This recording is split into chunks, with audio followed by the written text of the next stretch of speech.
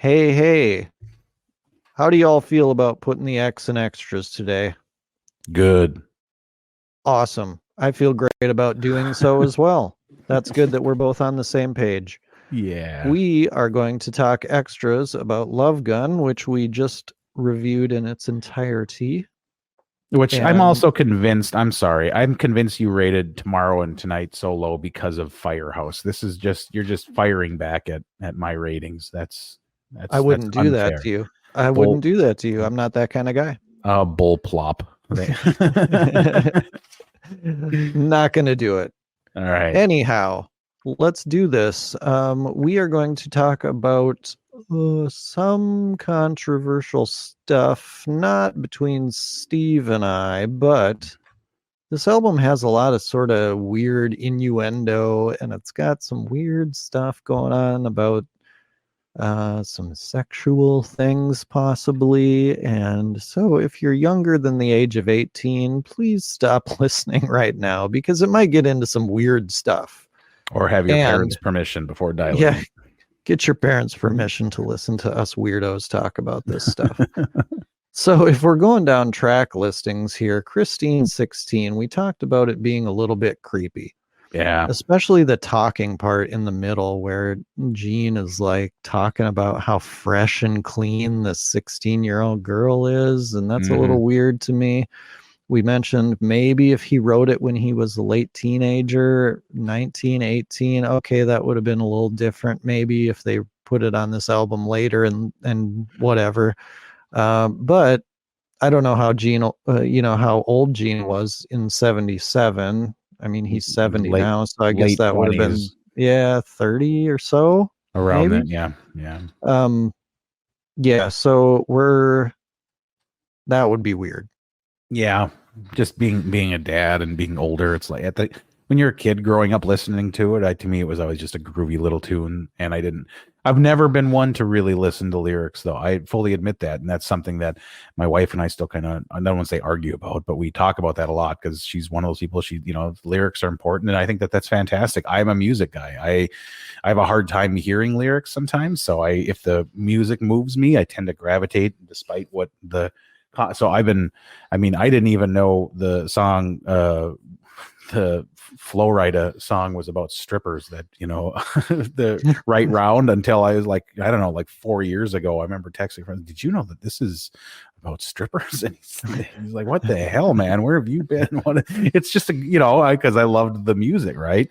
So not that we're going to be talking about Flow Rida here, but yeah, it fits the so I think here's the thing is, Gene has said it more than once.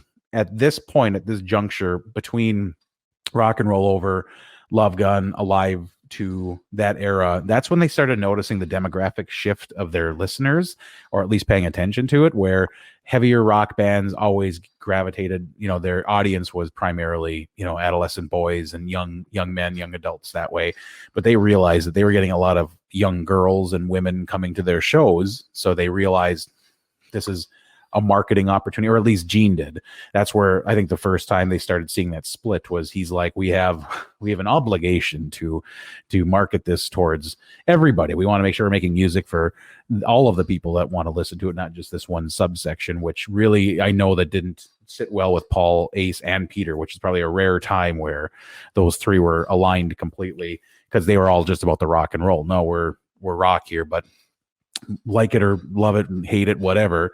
That's what helped change their monetary status, obviously, was making songs that might appeal to somebody other than a 16-year-old boy or 17-year-old boy. So I think that's where a lot of this comes from. So you're getting both sides of that equation. That's kind of my assessment. That makes a lot of sense because I think the cover artwork on this is really cool.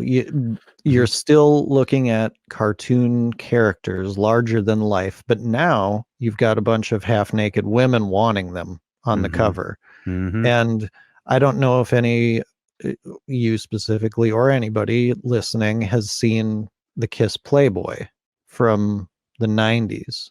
No. It was my first and only copy of Playboy that I ever owned. I still have First it. and only. Oh, good for you, man. I have So way yeah, more than one. So they did some photos that almost were this, basically the album Oh, cover. all right. So except they were nude because it's Okay. Playboy. Yeah. Anyway, so they were starting to find this thing, this sort of sexual thing, and I think they were starting to find out, okay, we're being wanted by women now. So we're going to write some more sexual songs and we're not going to be afraid to do it. Mhm. And they've gone in that direction. On this album there's at least a few that are directly related to sexual things. You know, Oh yeah. you've got Christine 16, you've got Love Gun, you've got Plaster Caster, and maybe some others. Yeah. So we've talked about Christine 16 just a little too much, and we'll just not go over that anymore. Love Gun obviously is Paul's unit, as we'll say, I guess. Yeah. And during shows, even nowadays, he still is a little bit. He references sexual thing. I was watching a concert from the farewell tour, the original farewell tour in 2000, a couple of Mhm. nights ago, and watched him play this live. And as he was introducing it, he was being very, very sexual about it. Mhm. He knew what he was doing and talking about, this or that, and loading his gun and shooting his gun all over the place. So yeah, that's pretty obvious. And then, of course, we have Plaster Caster, which has a funny backstory. And Steve, you might know more about that than I do. I mean, I know a bit of the backstory, and this is kind of common knowledge among Kiss fans who have any significant history listening to them. They Mhm. know what the song's about. So you go ahead. Well, honestly, just to keep it simple, it was, the song was a tribute to groupies, and that was Gene's way of, was immortalizing them, because there was one specific groupie in the 70s that used to take plaster molds of different musicians and celebrities, units, I think is how you referred to it before. And so, yeah, just a plaster mold so that she could take it home and admire it and or sell it or do whatever she decided to do. And it's kind of hysterical when you think about it. Just like I mean, my brain can't get around, having a desire to do that. But it is what it is. That's where the song came from. Again, my youthful exuberance of music overshadowed the meaning behind it as a kid. I liked the song because I thought it was, again, a fun rock tune. And then you get older and it's like, oh Jesus, I'm sorry, these are about dicks. And that's why, and that's like, come on, really? It's, but then again, it also, with how ridiculous it is, it fits the presentation that Gene the other side of Gene, the Jekyll and Hyde. You get the demonic monsters Gene and the God of Thunder side of him, and then you get this kind of sexually driven, I don't know, I can't find the right word to describe it, but it's very, the sense of sexual importance that he displays for himself is almost heroic when you think about it. It's like, that is a guy with very little humility. Oh yeah. Yeah. And this may or may not be, the time or around the time he started sort of getting with lots of groupies and a lot of women, and he apparently has about 5,000 Polaroids of the people who he has spent time with. And going back to Plaster Caster, as a kid, you might not get it fully because he references his unit as my love.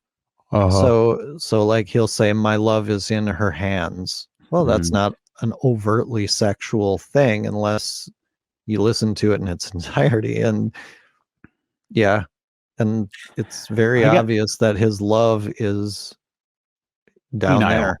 Yeah, it's we're just gonna put a mature rating on the screen for this one. Yeah, We have a disclaimer, but at this point the gloves are off. I don't know. It is what it is.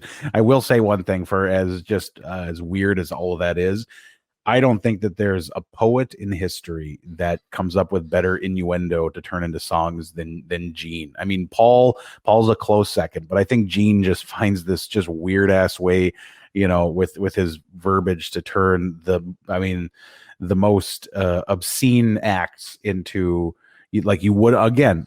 I'm case in point. I didn't know half of these songs are about sex growing up, until the last 15 years, right?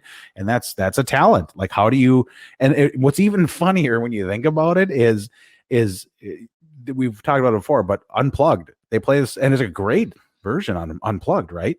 Like, you have to get clearance from the networks on what you're going to play, right, to get a rating. So, he had to write the lyrics out and hand it to somebody and say, this is what I'm singing, right? And it's like, again, it's just like, that's when you think about it, it is kind of funny that you're just proudly singing about that on TV along with some of the other ones that they did. Yes, and that kind of throws something into my head, and we won't talk a lot about it because this is a Love Gun Extras, but speaking Unplugged, they play the song Domino, and they wouldn't let them say She's Got Me by the Balls. Yep. But yet at the same time, he can say, when that bitch bends over, I forget my name. They allowed him to say that, but they couldn't say Got Me by the Balls. Yeah. I think it's manners, though, isn't it? But yeah, it's just manners. weird. Either way, yeah, it's ridiculous. Yeah, it's crazy stuff. But anyway, that's Love Gun, though. That's right. It's just like, that's the step forward. They went from Rock and Roll Over, which very cartoony is not the word. It's just the one that's coming to mind right now. But it's a very benign rock album, which I liked about it. And then Love Gun, again, is taking that and amplifying it with some sort of Viagra, I guess. I don't know. But it still makes for a great album. And here's the other thing, too. So, like, this was a longer album, too. They were recording other tracks.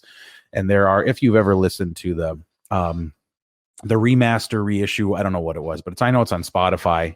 You can listen to the additional demos or some of them anyways, and changing gears a little bit. I mentioned this on the review, but there's a really cool, like, 2.5-minute clip of Paul instructing specific parts of Love Gun on how to play the guitar and like what chords he's changing. Have you listened? Have you heard that, Doc? Have you? No, I gotta check that out. I love that stuff. Yeah, I do too. And you can hear him he's just really mellow talking. It's the quality's not great because I think it's just on a little probably 4-track recorder or something. And he's playing his guitar with, no distortion, and he's just describing the chord progression. I think he's basically explaining how to play specific parts of the song. I'm guessing for Ace, who wasn't there my understanding is he didn't show up for the first 10 days of production. For whatever reason, that's the way it was. So it was just Paul, Peter, and Gene for the first part, which is rare because usually it was Pete missing out, but whatever. So yeah, that's a really cool demo. Check that out. There's a couple other tracks that didn't make the album that are demo versions that aren't bad. And then one of them in particular, I had to write it down because I can't remember I Know Who You Are is another one that Gene wrote. And then if you listen to that, it's interesting because you can see that's the song he took for, we'll get to it later, but his solo album, Living in Sin. That's basically Living in Sin that he just reworked. So most of the lyrics and chordal patterns are exactly the same. So, kind of some cool stuff out there that I guess after listening to it, I can see why some of these didn't make the record. They don't hold up to the 10 that they chose for this, but still interesting, music that's out there that we're still finding out to this day. So why do you think, I believe almost, if not every album we've reviewed minus Alive has 10 tracks? Is there some sort of method to that?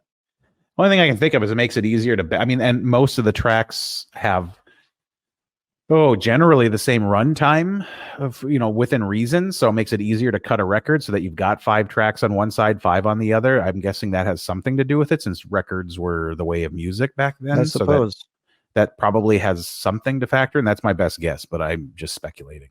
Makes a lot of sense. No. I believe that answers my question. Well, that's just my impression, because it's hard when you have there are records out there that, have only 1 track or 2 tracks because it's a 12-minute track, right? Or 14-minute track. So I don't know, but yeah. The other interesting piece on here, and I don't know, is the drums. Not 100% certain what was going on with the drums on this one. The drums sound different than they do Rock and Roll Over. It was produced by, Eddie Kramer again, and they were still using methodology of having Peter in a hallway to create a louder, reverberating sound. But there is still something different. It's drums holistically compared to rock and roll over on most of the tracks sound a little more compressed and almost have that. I mentioned this before, but in the 80s, it was a really popular thing to really compress drum sounds almost to the point that it sounds like they're laying blankets over some of the drums. And some of that is prominent. However, other songs, his drums sound completely different. Case in point, Shock Me. His drums sound outstanding on there. And a lot of people don't like it because it's not, there's ringing to the snare, especially, and to the toms that he's using. But to me, I love that because that just really creates an authentic 70s sound. And those are what his drums sounded like. And then you listen to a couple of the other tracks, and I don't remember which ones specifically, but there's a couple where the drums just sound compressed more, and it takes away from it because you're starting to get into now you're starting to play with knobs a little too much and taking away, because Peter didn't go, and unlike guitars and basses where they might switch out and have two different guitars on a record, right? Like Peter's not going to play, he's not going to haul in multiple drum sets. He's recording with the same kit. And in those 70s, man, those are big, wide sounding kits. And I love when we get to actually hear that. That's what took away from Hotter Than Hell, was you didn't get to hear any of that. That was probably why I scored that one as low as I did. But you hear differences on Love Gun, which I didn't hear in other albums. It was pretty consistent on all the previous ones. So me not being a drummer, this may be a really dumb question. So in those days, in the 70s, did most drums have bottom heads on them? No. Again, I guess I can't say for, complete certainty, but the vast majority didn't, because that's how they would mic them properly. They didn't really design rim clips until later on, so mics had to be kind of fed up into the drums. They didn't also have triggers either. I mean, I shouldn't say that. They might have, they weren't prominently featured. So when you're playing in an arena or whatever, you can get the microphone right up in there, and you can create a different sound. Plus you can manipulate where you're putting it, which will manipulate the sound that comes out, obviously. But no, I would say the vast majority of when I think of 70s drum setups from virtually any rock band, I can't think of any off the top of my head where the drums had, or the toms especially, had bottom heads, resonant heads. But it's possible it wasn't that way. They just mostly didn't have them. So how much would that change the sound in the studio if you were recording with bottom heads or putting the mics on top versus inside the drum? Does that play a Sure. role in this, do you think? Yes, it can. It depends. That's going to more affect the tone of the drum. If you're tuning the drums, which not a lot, I mean, most drummers do, but if you're trying to achieve individual tones for specific, you want notes on the drums, that can definitely do that. But here's the thing. The bottom line is, with drum heads and drums, in theory, you can recreate any sound with, however you can do it. I didn't understand that growing up. I knew what sounds I liked, so I would just I would manipulate my drum heads and add padding, sticking to the top or the bottom of each individual head if I needed to. Because for the longest time, I really liked a thudding, but I liked almost like a gunshot sounding drum that was muffled. And as I've gotten older, I appreciate more of the wide open drums that, like, say, Peter has, or Bill Ward played in Black Sabbath, and, even Bonham, Zeppelin. I don't know. It's a different technique being able to play with that when you've got that kind of natural reverberation and not letting that impact the fills that you're adding in. Awesome. See, this is the stuff I like to know. Yeah. Because not being a drummer, I have no idea how that would change the sound, if at all. And Sure. Most people nowadays seem to have bottom heads and they mic the tops of them. Mm-hmm. And maybe that's more of a, less booming sound. So it's a little more easy to work with in the studio because there's less noise and things like that. And you never see drums mic'd from below Not very live often anymore. No. They're all just a little clip on, mics that go on the top. So does that, and this is the fun part about these extras for me, is, okay, so if you're miking a drum from the top, does the wood or the makeup of the shells make any difference, or is it more of a head thing? Both. It's both. They both come into play there, because how the head works with the rim on the actual drum itself can impact what type of sound you're getting from the inside out. We're starting to get into territory where I'm not an aficionado. I know a few things. I know what I've done and how I've played with my own drums over the years. But yes, that's why a better quality wood is less likely to create any kind of additional rattling or like dead zones. It's going to add unnecessary ringing, things like that. So it's, you again, with enough work and persistence, you can take even, because I made the worst sounding drums sound pretty darn good when they were mic'd up, because I knew how to manipulate drum heads and rims and things like that. But the long story short is, it all comes into play. The quality of the drum's a big piece of that, of the sound.